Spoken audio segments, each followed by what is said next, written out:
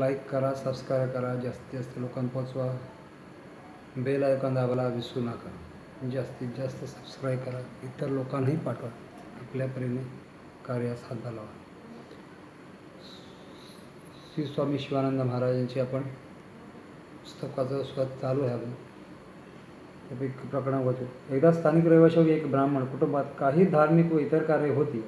कळच्या प्रथेप्रमाणे मध्येसाठी कोळखी पाळखीने नातेवाईक मंडळी जमली होती. त्या दिवशी घाई गर्दीत घरच्या यजमानाबाईचा सोन्याचा दागिना अंघोळ करण्याच्या ठिकाणी चुकून राहिला. दुपारपर्यंत आठवणच झाली नाही. पण नंतर पाहतो तर बेपत्ता झालेला. सर्वांकडे चौकशी केली पण काहीच उपयोग झाला नाही.